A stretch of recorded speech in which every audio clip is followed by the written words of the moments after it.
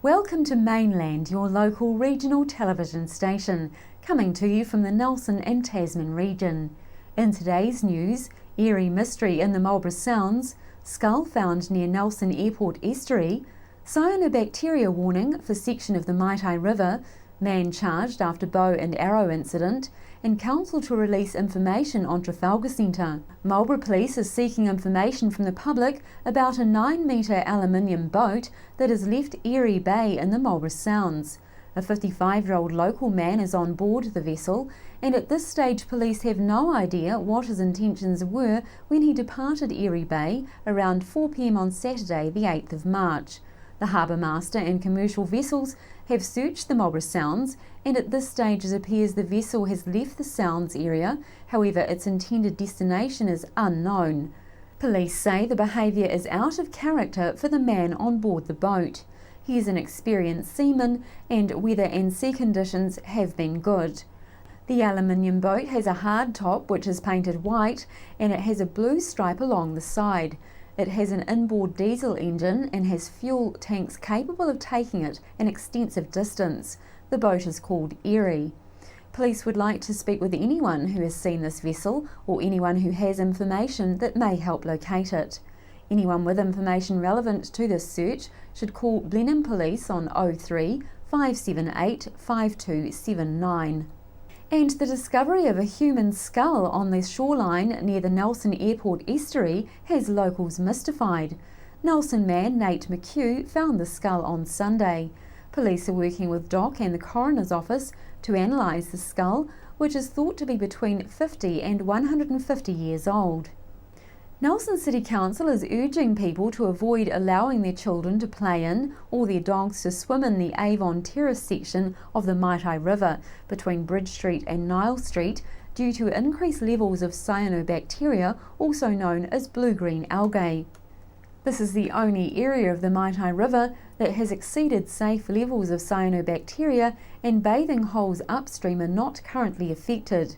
This naturally occurring algae is present in rivers during this time of the year but can bloom to dangerous levels if the conditions are right, with warm temperatures and low river flows. Cyanobacteria produces the neurotoxin anatoxin, which is potentially lethal to dogs, stock and humans when ingested in large amounts. Dogs that are known to eat the algae are most at risk. Dog owners are advised to keep their dogs on a lead in this section of the Maitai and to use the permitted area at Tahunanui Beach to swim their pets. A man has been charged with possessing an offensive weapon following an incident in the Abraham Heights area of Nelson on Tuesday. Police received calls from concerned members of the public who had seen the man on Chambord Place and Abraham Heights with a bow and arrow and nunchucks around 10:30 a.m.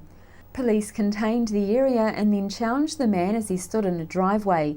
He complied with all police instructions and was taken into custody without incident around 11 a.m.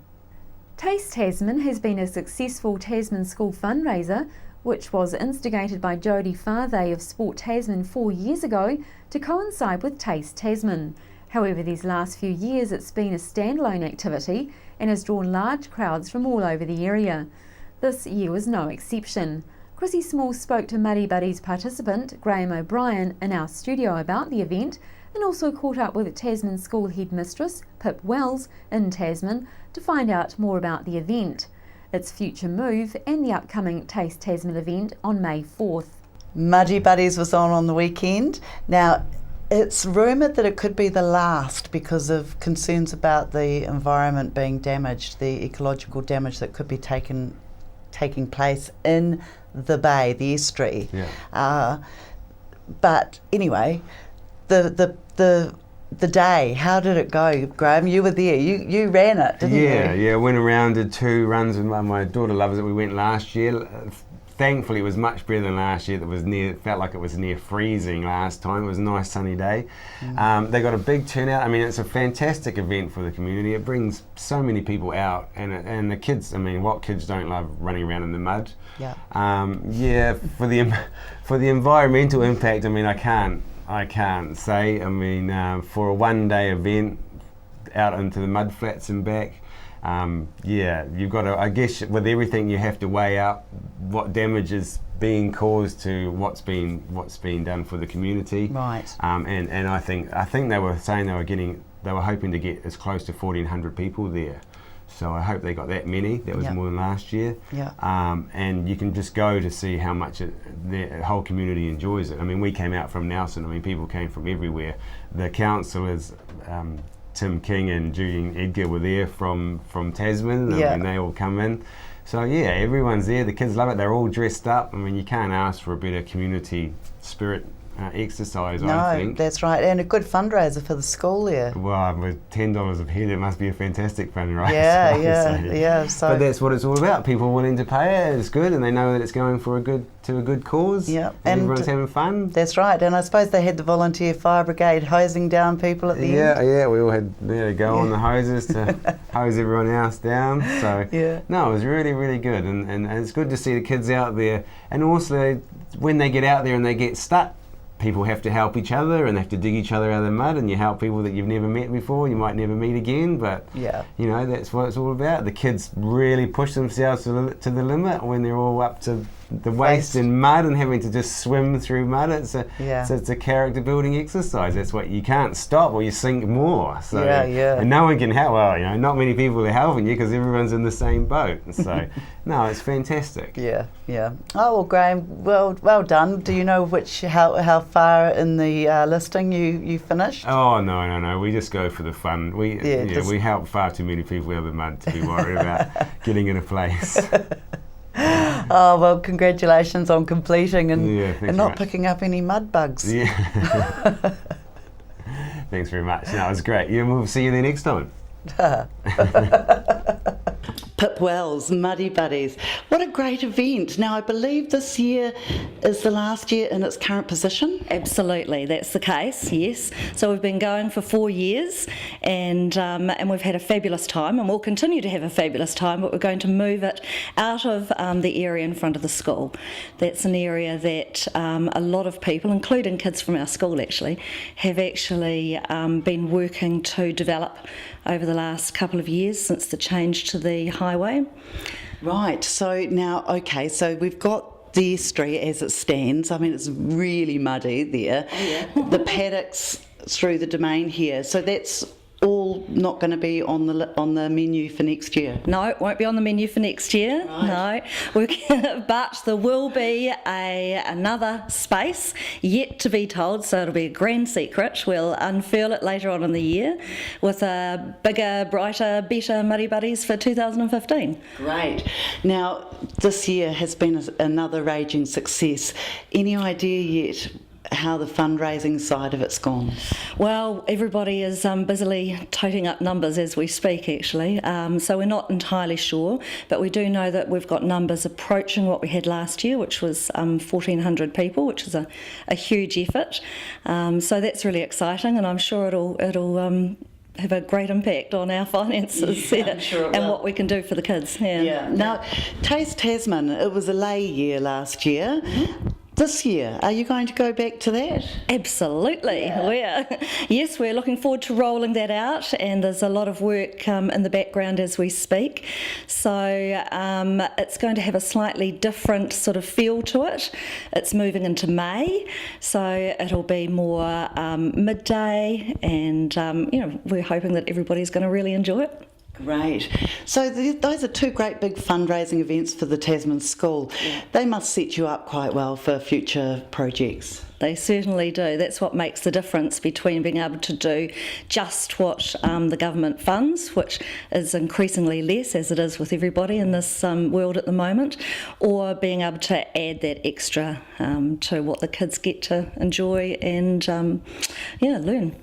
So Pip, any big projects that you've got planned for that money? Well, that's in the process too. We've got a big set of projects underway in terms of the playground at the moment, so we're increasing our kids' ability to get active and have a lot of fun in a range of different ways. So we started that last year, and that will continue and obviously have a great boost as a result of this. And we also are working on building our e-learning capacity, so our kids can be learners that learn anywhere and at any time. So obviously that has a huge financial implication as well. Absolutely. Now, how many students does Tasman have at the moment? Today there are 81 students, so yeah, we've got a great role, and it continues to grow. We don't want it to get too big, obviously, because this is like a big family here, but yeah, 81 at the moment. Well, of course, it's such a tight-knit community. We've had the LEH Agent domain up for sale, and of course the community's pulled together with council and purchased that. Now, I'm not going to suggest that that could be the Muddy Buddies venue for next year, but is it under consideration? Oh, absolutely, Chrissy. We'll definitely consider it. Yeah. Oh, fantastic. Well, look, well done on another successful venture, and I'm certainly looking forward to Taste Tasman, which is coming up this year, and hopefully people will get on board and support it again. Oh, yeah. Thanks, Chrissy. Thanks for everybody for their support so far. It's been fantastic. Wonderful event. CTU economist Bill Rosenberg says the Reserve Bank should be very cautious about any increase in interest rates when considering its official cash rate announcement on Thursday, especially those on floating rate mortgages. It will go straight into higher housing costs. There is pressure from financial markets to raise the rate by at least 1 percentage point, from 2.5% to 3.5% by the end of the year, and a further percentage point to 4.5% by the end of 2015. Each percentage point rise costs a family $20 per week for each $100,000 of their mortgage. So a family with a $300,000 mortgage could face $60 a week in extra costs by the end of this year, and $120 per week by the end of 2015. Rosenberg says for families still struggling after several years of income increases barely meeting other price rises, and many going without pay rises year after year, this is a large additional cost to face. He says in addition, some businesses looking to borrow to fund expansion will have to consider whether they can meet higher borrowing costs. He says that could reduce job growth and improvements in productivity. A media briefing was called by Nelson City Council for Tuesday afternoon to share information that is now available to be publicly released regarding the Trafalgar Centre. Mayor Rachel Reeves was to give an update on the current situation, including the next steps needed before a decision can be made on the best option for the community and the Trafalgar Centre. If your ideal work-life balance includes living by the beach, then check out the latest Heart Foundation lottery, which features a first prize of a Genian home in Golden Bay. The fully furnished Genian home is located in the relaxed coastal location of Pohara, just over the Takaka Hill. It features 3 bedrooms, 2 bathrooms, open plan living and modern fittings throughout, including Fisher & Paykel kitchen appliances. The home is valued at $485,000. As a charity, the Heart Foundation relies on the generosity of the public to continue its life-saving work, with the lottery program a major source of funding.